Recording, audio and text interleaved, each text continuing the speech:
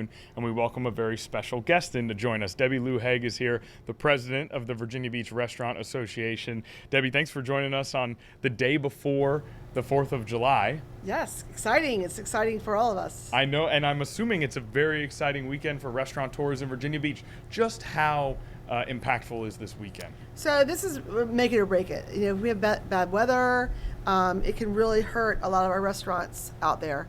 So we're hoping that we can really come in with a lot of friendly faces and enjoy the time.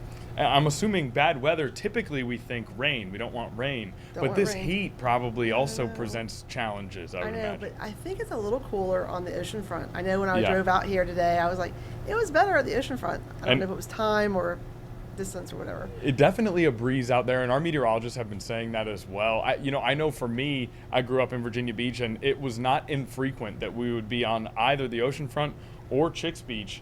And because of the heat, we would say, well, let's dip into a restaurant for a little bit here and hang out, right? It's a great place to Let's hope so. Yeah, get some waters and hang out. And there's also big changes coming to really the restaurant industry in Virginia here. So we'll kind of start there, and then we can zoom into Hampton Roads in particular. I know that one that stuck out to me is the liquor to food sales ratio. Yes. Now, I know that for you guys, this is something that you probably pay an immense amount of attention to. I think it would be helpful for our audience if we could start by can you explain what that is? So I think it's probably kind of an archaic kind of thing going on. You have to have a certain percentage of food sales to go with the liquor sales. And so the reason why we have that is because mainly so that we wouldn't have saloons. In fact, a delegate actually said that one time. You know, we don't want saloons in Virginia. So it's changing over and over again. Right now it's going to be lower amount so that you don't have to sell as much food with alcohol. But we would most restaurants would like to see it go away completely. And this is why.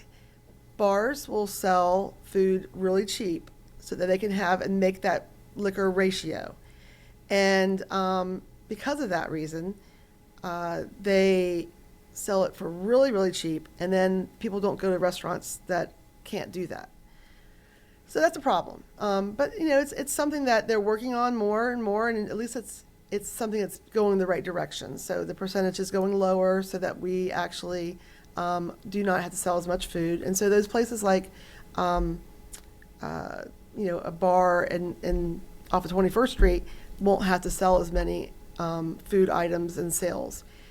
The other thing is that I believe that we would all like to get rid of it just so that it's another less hassle, and it'd be one less thing for ABC to do as well. Yeah, the trickle-down effect, right, is that this is affecting this bar, which then affects these restaurants, and of course affects the ABC stores. I'm wondering, you mentioned the word old school or antiquated. What has changed about the landscape of just the bar restaurant industry that makes this obsolete in your opinion? So there are drinks. People are buying high-priced alcoholic beverages. Not everybody, but some people do. And so when you have a $15 or $20 bourbon that someone's buying, all of a sudden those numbers are just huge increases for those alcohol sales. And that's something that those higher-end restaurants are really dealing with. And it's good, right? You see increased alcohol sales. This is great. Yes. But when you have a law like this, now that means you have to go back and change things on the food side, which can create hassles. Right. When it comes to those high-priced drinks, you guys have seen that that's becoming more and more popular, it sounds like. Oh, yes. People want the call liquors. They know their bourbons. They know their vodkas, and they want those things. I'm always stressing that, hey, have you seen this local distillery? By the way, distilleries don't have to have that food beverage ratio either. So it's a little unfair there. Breweries? Breweries and distilleries do not have to. So. Okay. So that creates another disparity there. I have two friends who have recently, and I think maybe it's of that age, but I have two friends who have started bourbon collections. Oh, fun. Most of them, they're not even drinking. They just want to collect them. Are you guys able to, any insight into why this is happening? I mean, what's feeding into this where it is becoming sort of trendy to aim for those higher quality drinks, higher quality spirits? I think people want the higher quality stuff, everything. I mean, cars, and I think people want to do something a little niche, a little different thing, a little hobby. And hobbies are all expensive. So there you go.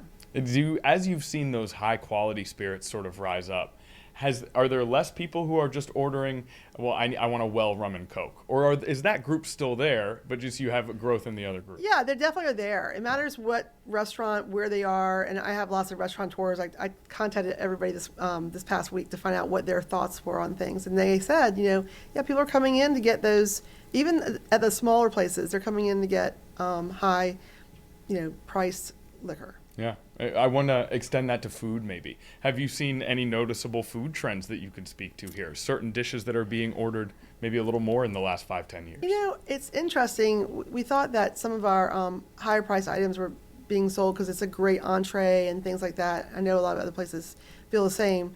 But we're also, people are not eating as much at the table.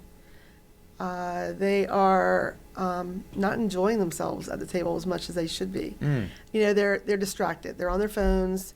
They're getting the smaller meals that maybe they're on a diet or on some kind of medicine that helps that situation. I don't know, but there's definitely a change in the actual sales of what people are buying. Now, is that because they don't have the money and they want to get less priced items? I don't know. But it's definitely something that would be a really great research project for a college. Yeah, absolutely. Hey, yeah, that's a great, I think hopefully you've just given someone an idea for a dissertation or something of that nature. So we know that the food-liquor ratio has changed in a way that you support as a restaurateur. Yes, the lower it gets, the better it is. We like to see it totally go away. Okay. Now, the other big piece of legislation that has come down on July 1st is that ban on one-time use styrofoam containers. Yes. The reaction of restaurateurs in the area to this? So it's a real concern for some of our restaurants who use that. We don't at Ocean Eddies, and at least 5 of my friends who own restaurants do not own those. They don't use those. And the deal is that we need to be good stewards of our environment, and styrofoam is not a good steward item. Especially with us being on the pier, people being on the beach. These are really important parts. But it does affect all of our restaurants, because if they are using those things, then they might have some that's in stock right now and they can't use them, or they might be, it might be cheaper than what they have to pay for other kind of,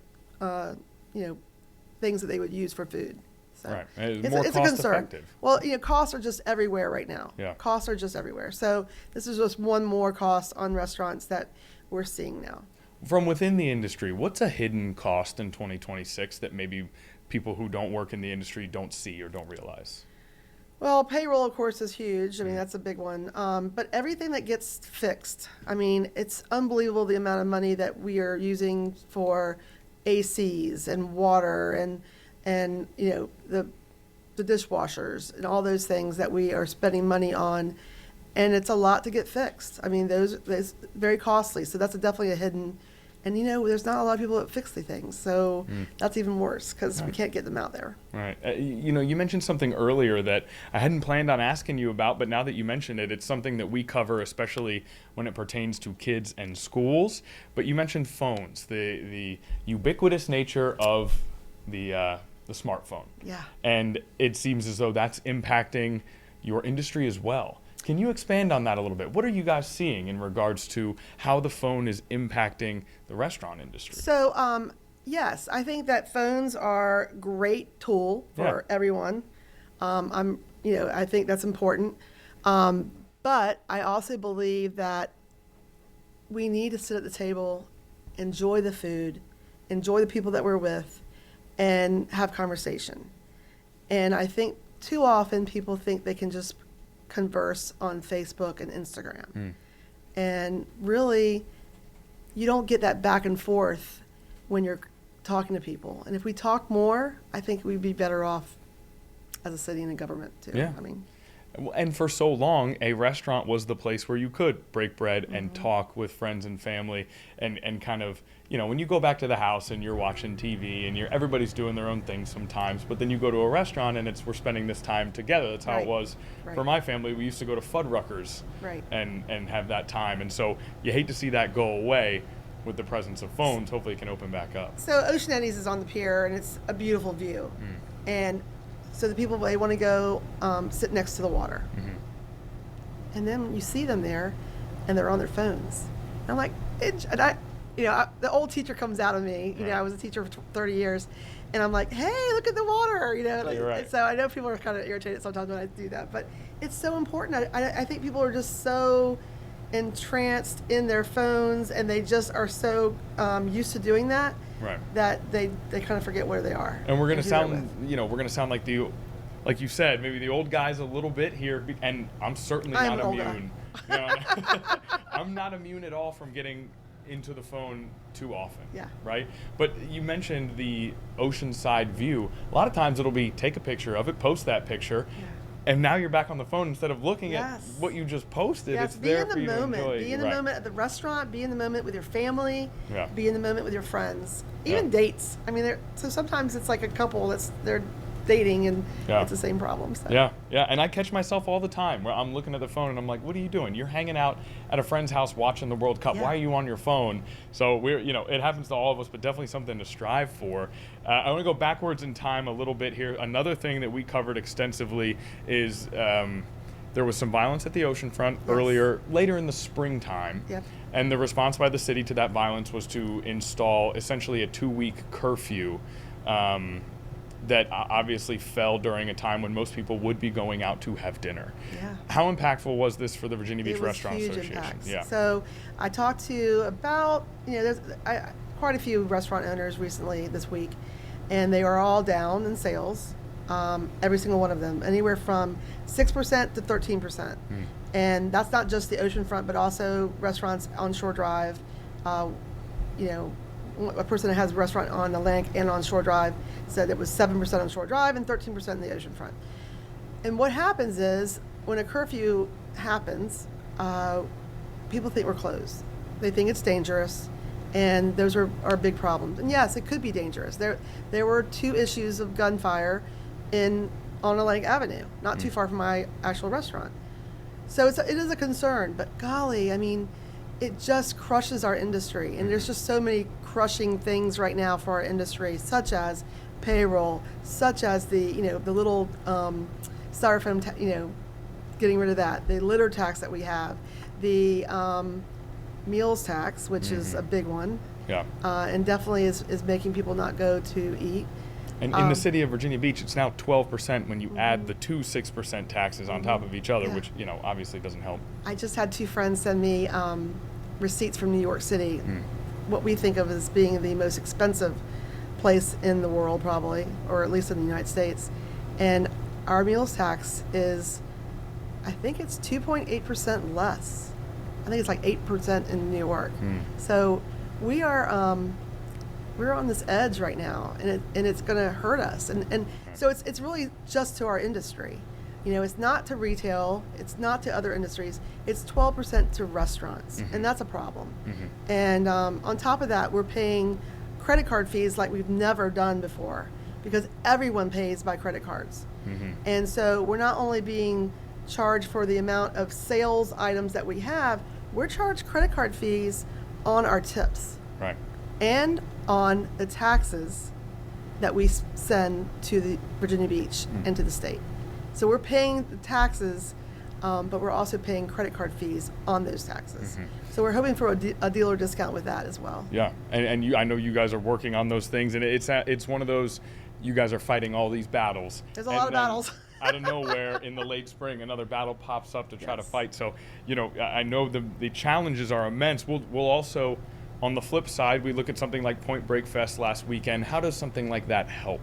Great. Yeah. I mean, let's just throw it out there. Kudos to CVB in Virginia Beach. The festivals that they bring in, the music they bring in, the sports center is huge for restaurants at the oceanfront and elsewhere, because it brings people into our city. And those are great families that we want to see enjoying the beach, enjoying the retail, and enjoying the restaurants. So we are so fortunate to have those things happen. I know people, the average Joe Schmo might think, oh, the sports center, there's nobody there, blah, blah, blah. That's not true. We get a lot of people. I think there's 2,000 basketball players coming in soon, or they tell us what to expect, and so we can actually make sure we have people there at our restaurants. So it's a good thing, and we're very fortunate to have them. It's a great point, and it perhaps is something for us to refocus on as well, because I do think you're right, is that maybe there is a misunderstanding of how impactful that sports center is. Yeah, I right? mean, so what's happening is people come in, they stay in a bed, Mm-hmm. so they're going to help out the hotels, and they help out taxes. They go to restaurants, they go get a T-shirt from a store. All that is taxed, and it goes back to the city. Yeah. So it's really important that we keep that up. Yeah. I was at the Atlantic Park yesterday. Mm-hmm. It was full of surfers. I mean, it was just full, and their hotel there is also. So it's a good thing for the city. It might take a little while to get started. Maybe, I don't know. I think it looks like it's getting started already. Yeah. But all those things can help us out for our city. Yeah. And all those things help out for the city when it comes to the individuals, maybe especially locals who are heading to a restaurant or want to support the Virginia Beach restaurant industry or anywhere in Hampton Roads. How can somebody who wants to be the ideal customer help out and make sure that they're doing everything possible to support restaurants that they love? Yeah, they need to come out and eat. Grab your friends, come to a table, enjoy yourself, and if there's a long wait, grab a drink, enjoy the walk on the boardwalk. I'm telling you, the landscape in the boardwalk is great. They've done a great job too. I'll have to send some kudos out to them, because the flowers, I don't know what's going to happen after this weekend, but the flowers are great, and it's really well designed.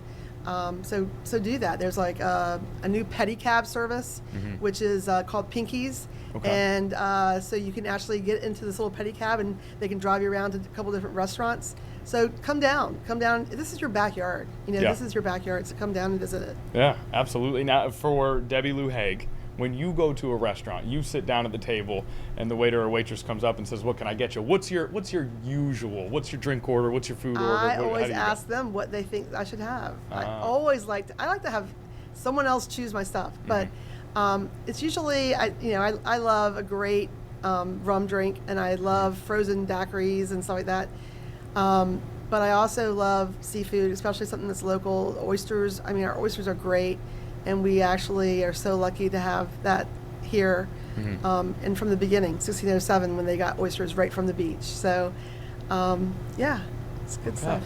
It's good to know. Now, another thing that I've heard quite a bit about, and you mentioned a daiquiri, and now I'm kind of like a little lost, because now I'm just thinking about it is the 3rd of July. It's a Friday, guys. Not Friday. the weekend yet. Not the weekend yet. Thank you, Sarah.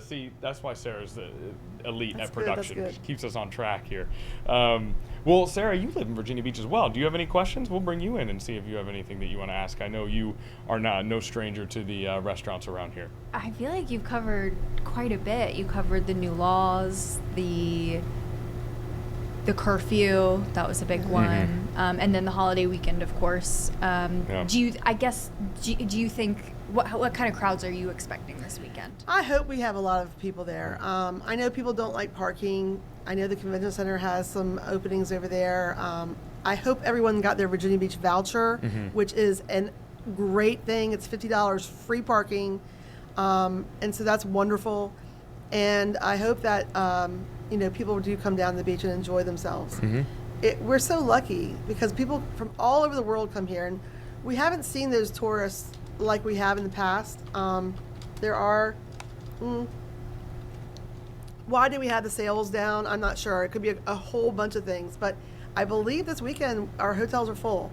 Okay, good. So I heard from the grapevine. So I'm hoping that everybody will really enjoy themselves, and we'll have some fireworks, and they're going to start fireworks for every Wednesday and Sunday night starting next week. So that's going to be fun too. Every Wednesday and Sunday night, fireworks starting next week. Yeah, Where on exactly? 24th Street. Really? Yeah. Okay, I had not heard that yet, actually. So That's great. It's like starts at 9:30. So I think that you go to your restaurant, enjoy a meal, walk out on the beach, look at the fireworks. It's fun. It's fun. Now, something that's a little more niche that I'm going to ask about, and perhaps this is just me being... Oh, I hope I have an answer. Yeah, it's something that I have done some reporting on last year. And so, is there a push to order and eat more blue crabs in order to help the environment, because we have an overabundance? Well, I'll do of that. blue I mean, crabs? I'll sign up for that one anytime. There's nothing better than picking crabs, in my opinion. But I did read something about that, how if we get more of them and eat more of them, but they're still, it's still hard to get, and they're expensive. And so we need to do all we can do to help that Chesapeake Bay. That estuary is definitely our little nursery for all these things, so it's important. Absolutely. It's something that Sarah and I both have grown up doing, and so we appreciate you spending a little bit of time with us and talking about all this stuff. Is there anything else you want to add that we haven't asked about? Yeah, I mean, I just think that we need to get people out to the table, and we need to talk about things and really see some of the true things that are going on in the world, especially in Virginia Beach, so that people know what really is happening, not just what they read on Facebook or Instagram. Mm-hmm. And I think that there's a lot of great varieties. We have lots of restaurants all over Virginia Beach. There's some great new ones on the Bay area in Chicks Beach. There's some great ones in Kempsville and Lansdowne area. So there's places to go. And so get out of the house for a few minutes, go to an air-conditioned restaurant, and enjoy yourself.